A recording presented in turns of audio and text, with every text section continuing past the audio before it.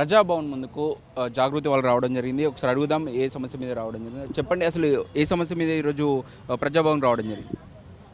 ఈ గవర్నమెంట్ ఏర్పడిన తర్వాత మహిళలకు ఆరోగ్య గ్యారెంటీలు ఇచ్చినప్పుడు ప్రతి మహిళలకు 18 సంవత్సరాలు పూర్తి అయినటువంటి ప్రతి మహిళలకు కుటుంబాన్ని పోషించుకోవడం కోసం నెలకు 2500 చొప్పున పెన్షన్ లాగా ఇస్తామని చెప్పేసి అన్నారు. అది ఇప్పటికీ 14 నెలలు అయినా కూడా ఒక్కరికి కూడా ఇవ్వలేదు. కాబట్టి మాకు ఇవ్వాల్సినటువంటి 14 నెలలకు సంబంధించిన నెలకు 2500 చొప్పున 35,000 రూపాయల పెన్షన్ డబ్బులు ప్రతి మహిళలకు ఇవ్వాలని చెప్పేసి, అదేవిధంగా కాలేజీ స్టూడెంట్స్ మహిళలు ఎవరైతే ఉన్నారో వాళ్ళందరికీ స్కూటీ కూడా ఇస్తామని చెప్పేసి అన్నారు ప్రభుత్వం. ఇల్లు లేనటువంటి మహిళలకు ఇల్లు కూడా ఇస్తే ఏమన్నారు. ఇలాంటి ఆరోగ్య గ్యారెంటీలు చెప్పారు. అందులో ఒకటే మాత్రం ఫ్రీ బస్ మాత్రం ఒకటి అమలైంది, మిగిలినవన్నీ అమలు కాలేదు. ముఖ్యంగా ఈరోజు 25,000 రూపాయల పెన్షన్ మీద మాత్రం రాష్ట్ర వ్యాప్తంగా ఉన్నటువంటి మహిళలందరూ తెలంగాణ జాగృతి వ్యవస్థాపక అధ్యక్షురాలైనటువంటి శ్రీమతి కల్వకుంట్ల కవితక్క గారి ఆధ్వర్యంలో వారి పిలుపు మేరకు ఈరోజు రాష్ట్రంలో ఉన్నటువంటి అన్ని జిల్లాల నుంచి మారుమూల గ్రామాల నుంచి మహిళలందరూ ముఖ్యమంత్రి గారికి రిక్వెస్ట్గా ఒక పోస్టు కార్డుని రాయడం జరిగింది. ఆ పోస్టు కార్డుని ముఖ్యమంత్రి గారికి అందజేయాలని చెప్పేసి పోస్టు ద్వారా కూడా పంపించాం.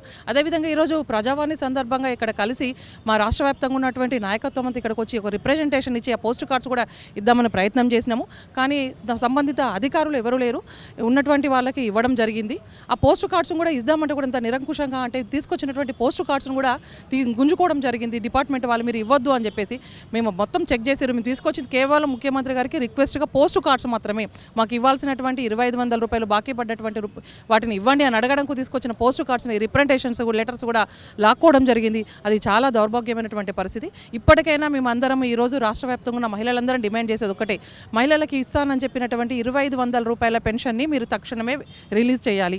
అదేవిధంగా మీరు కాలేజ్ స్టూడెంట్స్కి ఇస్తున్నటువంటి స్కూటీలను కూడా రిలీజ్ చేయాలని చెప్పేసి మేము మహిళలందరం కూడా రాష్ట్ర వ్యాప్తంగా తెలంగాణ జాగృతి ఆధ్వర్యంలో ఈరోజు డిమాండ్ చేయడం జరుగుతుంది. ఈరోజు పొద్దున 7 గంటలకే వచ్చినామన్నా. మమ్మల్ని అందరినీ గేట్ దగ్గరనే ఆపేసి హ్యాండ్ బ్యాగ్లలో ఉన్న పోస్ట్ కార్డులు అన్నీ లాక్కున్నారు. ఒకరిద్దరం మాత్రమే తీసుకుపోవడం జరిగింది. జాగృతి ఆధ్వర్యంలో 2,500 పెన్షన్ గురించి అడుగుదామని వచ్చాము. అది తప్ప ఇంకా మాకు ఎలాంటి ఆలోచన లేదు. 6 గ్యారంటీలో ఒకటే అమలైంది, ఇంకా 5 అలాగే ఉన్నాయి. వాటి గురించి మాట్లాడదామని ఇంతవరకు వచ్చినాం సార్. అని ఇక్కడ పరిస్థితులు అన్నీ వేరుగా కనీసం వినలేదా? ఎవరు వినలేదు సార్. లాస్ట్కు డిప్యూటీ కలెక్టర్ మేడంని పిలిచి మా వినతి పత్రాన్ని అందజేసి బయటికి రావడం జరిగింది సార్. అందరినీ బయటికి వెళ్ళగొట్టారు సార్. లోపలికి వెళ్తే బయటికి పంపించారు. అక్కడే కూర్చున్నాము. అక్కడ కూర్చుంటే డిప్యూటీ కలెక్టర్ మేడం గారు వచ్చారు. మా ఇబ్బందులను చూసి ఆమెకు అందజేయడం జరిగినది. సీఎం గారికి ఇవ్వమని రిక్వెస్ట్ చేసినాం సార్. పోస్ట్ కార్డులు కొన్ని తీసుకొచ్చాం లోపలికి, ఒకరిద్దరిని అట్లా పట్టుకెళ్ళాము. అవే ఇవ్వడం జరిగినది సార్. మిగతావన్నీ ఇక్కడ చెక్కింగ్ దగ్గరనే ఆపేసినారు సార్.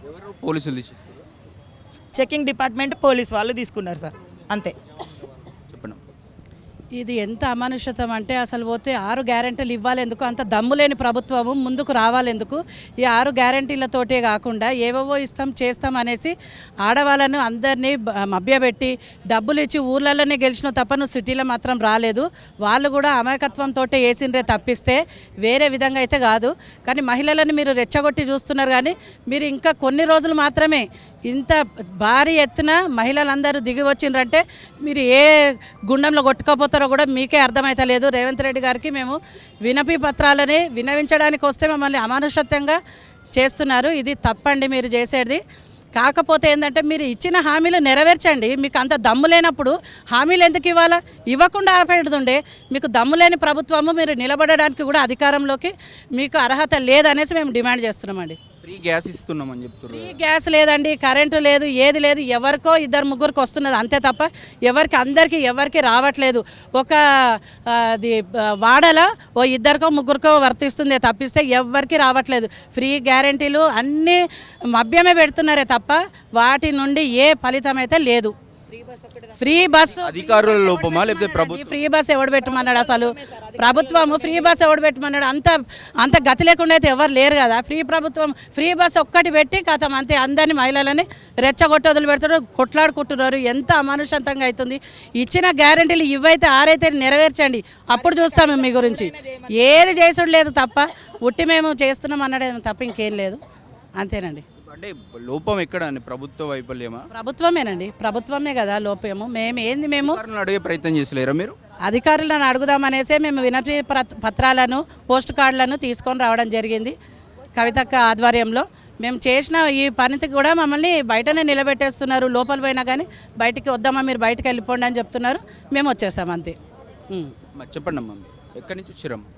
మేము మల్కాగిరి నుంచి వచ్చాము. ఇప్పుడు రేవంత్ రెడ్డి గారు చేస్తానన్న పాలన మాకు ఏది నచ్చలేదు మహిళలకు.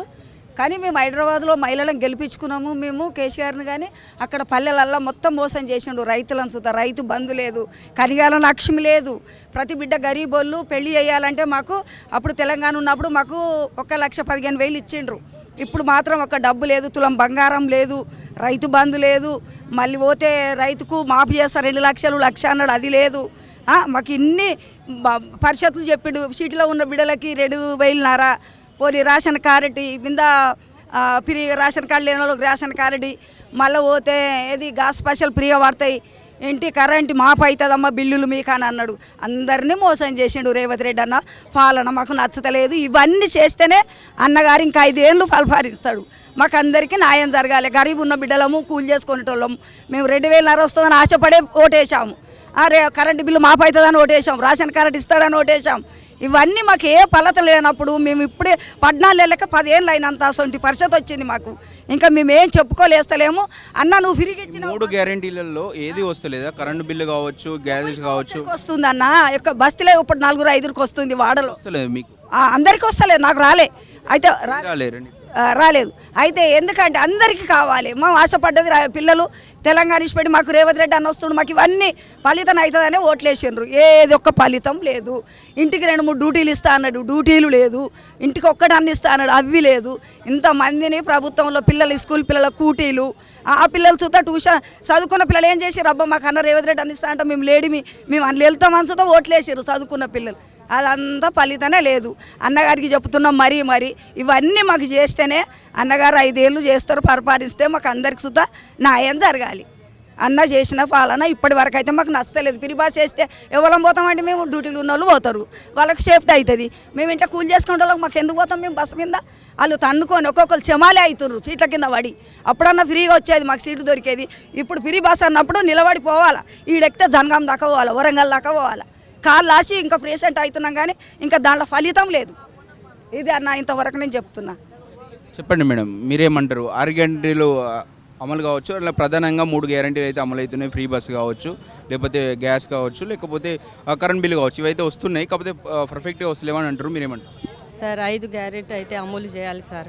లేడీస్ అయితే తండాలో నుంచి వాళ్ళకైతే ఒకటి నెలకి 2,500 రేవంత్ అన్న వేస్తుండనేసి ఆ బేసిక్గానే ఓటేశారు. నిరుద్యోగులేమో జాబ్ క్యాలెండర్ రిలీజ్ చేయాలని, నిరుద్యోగులు డిగ్రీ బీఈడి చేసినా కూడా దాని మీద ఫోకస్ తోటే ఓట్లు వేసి రేవంత్ రెడ్డిని గెలిపించినాం సార్. అందులో ఒక్క పని కూడా అమలు అవ్వట్లేదు సార్. అన్నీ పెండింగ్ అవుతున్నాయి సార్. అది మహబూబ్ నగర్ నుంచి వచ్చిన సార్ నేను మార్నింగ్ నుంచి. ఆర్థిక వ్యవస్థ సరిగా లేదు, కొంచెం మెల్లిగా అమలు చేస్తాను. గ్యాస్ అని ఫ్రీ గ్యాస్ అని చెప్పారు, అది కూడా అమలు లేదు. లేదా మీకు? లేదు సార్. కరెంటు కూడా ఇవ్వలేదు సార్ మాకు. అందులో ఒక్కటి బిల్లు, కరెంటు కూడా ఫ్రీ లేదు సార్. బిల్లే కడుతున్నాం సార్ మేము. అంటే అధికారులను, మీ స్థానికంగా ఉన్నటువంటి అధికారులను అడిగితే ఏమంటారు? ఏమంటున్నారో అమలు అవుతుంది అనేసి పెండింగ్లో ఉంటుంది సార్. కొందరికి వస్తుంది, మీకు వస్తుంది, కొందరికి వస్తలేదు సార్ గ్యారెంటీలో. నిరుద్యోగుల బాధలు కూడా సార్ చూడాలి సార్. అవును సార్. నేను బీఈడి చేసినా కూడా నాకు ఎక్కడ ఏం లేకుండా అయిపోయింది సార్. అది బేసిక్ సార్ని గెలిపించింది మా స్టూడెంట్ ప్రాపరే ఎక్కువ గెలిపించిన సార్. దాని మీద కూడా క్లారిటీ ఏం ఇస్తలేదు సార్. ఎక్కడి నుంచి వచ్చారు? Mahbubnagar, Warangal sir district. అవును సార్, మహబూబాద్. చెప్పండి.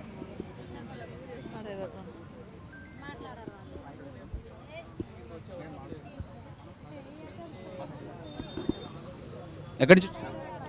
మేము సికింద్రాబాద్లోనే ఉంటామండి. నాకు తెలంగాణ జాగృతి నుండి వచ్చాము.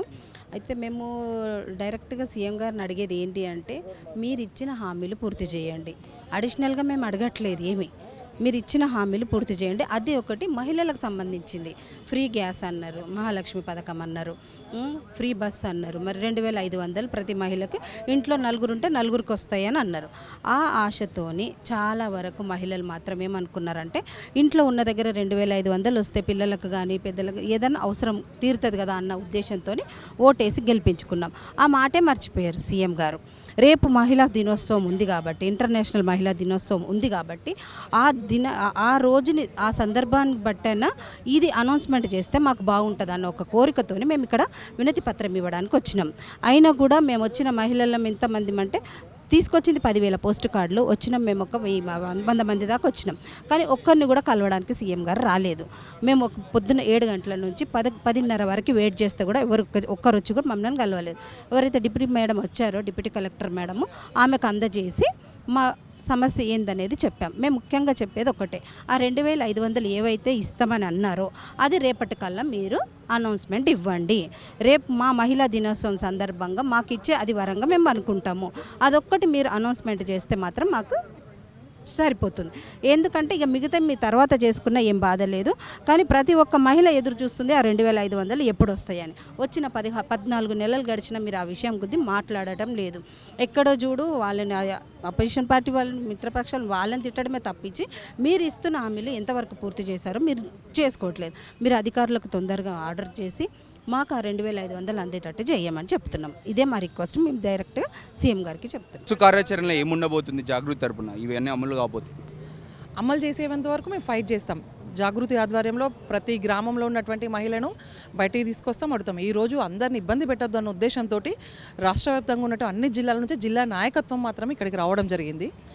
భవిష్యత్తులో అమలు చేయకపోతే మొత్తం ప్రతి మహిళ రోడ్డు మీదకి రావడం జరుగుతుంది. అమలు అయ్యే వరకు పొట్లాడి ఖచ్చితంగా అమలు చేయించుకుంటాం. మేము కవితక్క గారి స్ఫూర్తితోటి జాగృతి ఆధ్వర్యంలో ఖచ్చితంగా 6 గ్యారెంటీలు అమలు చేయించే వరకు మేము వెంటబడతాము. రైట్, ఇది ఏదైతే ప్రభుత్వం కీలకంగా తీసుకున్నటువంటి మహిళలకు ఇవ్వాల్సినటువంటి పథకాలు చాలా ఉన్నాయి. అందులో కొన్ని అమలు చేస్తున్నప్పటికీ అవి చివరిగా లబ్ధిదారులకు కావచ్చు అందరికీ అందలేవని చెప్పేసి వీళ్ళు చెప్తున్నటువంటి పరిస్థితి. సో దీనిపై ప్రభుత్వం దృష్టి సాధించాల్సిన అవసరం ఉంది. ఏదైతే 200 యూనిట్ల కరెంట్ బిల్లు ఫ్రీ ఇస్తా అన్నారు, అది ఇంకా పూర్తి స్థాయిలో అమలు అవుతలేదు. ఆ గ్యాస్ కూడా పూర్తి స్థాయిలో అమలు అవుతలేదు. సో ఈ తరుణంలో వీళ్ళు 2,500 కూడా ఇప్పుడు ఇంకా 15 నెలలు అవుతుంది కాబట్టి ఇంకా ఎందుకు ఇస్తలేరని చెప్పేసి ఈరోజు అడుగుతున్నటువంటి పరిస్థితి. దీనిపైన ప్రభుత్వం పూర్తి స్థాయిలో దృష్టి సారించాల్సిన అవసరం ఉంది. కెమెరామెన్ పాషతో అక్షిత్, హైదరాబాద్.